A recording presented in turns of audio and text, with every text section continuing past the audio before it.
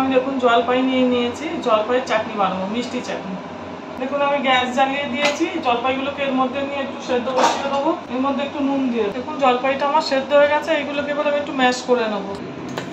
দেখুন এগুলোকে আমি একটু ম্যাশ করে নিই। দেখুন কড়াটা আমি বসিয়ে দিয়েছি, কড়াটা গরম হয়ে গেছে, এতে তেল দিয়ে দেবো অল্প করে। দেখুন জলপাইটা আমি ভালো করে ম্যাশ করে নিয়েছি, আমি একটু পাঁচফোড়ন নিয়েছি, পাঁচফোড়ন দিয়ে দেবো। জলপাইটা নিয়েছি, ওর মধ্যে দিয়ে দেবো। হলুদ নিয়েছি, হলুদ দিয়ে দেবো।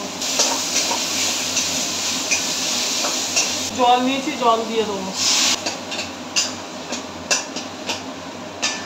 একটু নুন নিয়েছি, দেখুন নুন দিয়ে দেবো। আমি এর মধ্যে একটু গুড় দিয়ে দেবো। একটু আদা বেটে নিয়েছি, এই আদাটা ওর মধ্যে দিয়ে দেবো।